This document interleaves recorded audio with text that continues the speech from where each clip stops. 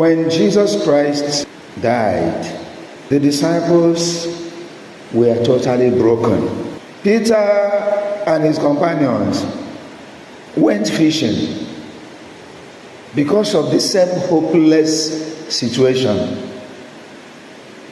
They abandoned everything for Jesus. They abandoned their profession, abandoned their parents.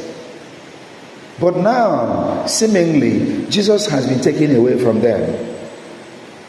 So they went back fishing and spent the whole night catching nothing. But when Jesus Christ appeared, they caught huge number of fish. That is teaching us a lot. At times, many of us, out of frustration, we want to abandon Jesus and go back to our former ways. We want to abandon him when it seems that he is not there, when it seems that he's not hearing our prayers. We want to look back to our former ways. Jesus Christ himself said, apart from me, you can do nothing. They abandoned everything to follow him. And they started looking back. They started going back to their former ways, their former profession. They caught nothing throughout that night.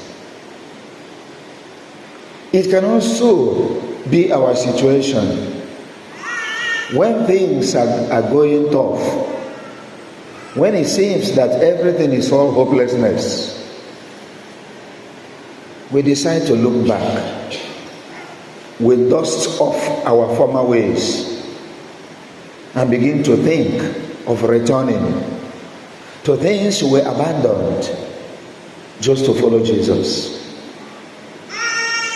But Jesus will always prove to us that following him is the best. He returned to them and proved to them that it's only in his presence, it's only with him they can be fruitful. It's only with him they can be viable. That no situation, no condition is viable apart from Jesus. It might not, as I said, it might not be in the immediate, in our own case. But whoever puts his hand on the plow, as Jesus Christ said, whoever puts his hands on the plow, do not look back.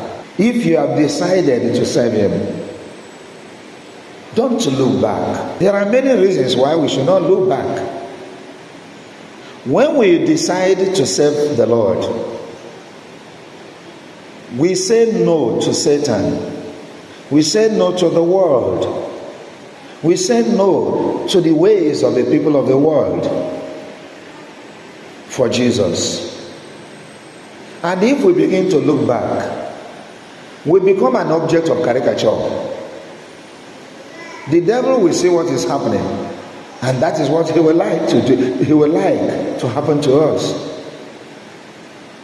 And he will be singing to us. So you later came back. At times, trials and persecutions make us to look back. Hard times make us to look back. Pains make us to look back. But whoever has placed his hand, whoever has placed her hand on the plow, in his fellowship with Jesus, in her fellowship with Jesus, should not look back. No matter the difficulty, no matter the hopelessness of the situation. Because apart from him, we can do nothing. In Jesus, there is abundance. The abundance may not come the way we desire it, or the time we desire it. But whoever perseveres in him, in his fellowship with him, in her fellowship with him, Christ will prove to the person that in him there is abundance. Especially those who have given out everything, those who have given up everything like the disciples. Peter said to him, we have abandoned everything to follow you. We have abandoned everything to follow you. What have we in return? Jesus Christ said to them, "Verily, verily, I say to you, whoever abandons everything, land, father, mother, business, everything, for the sake of the Son of Man, will not fail to receive his reward." At times, he may want to test us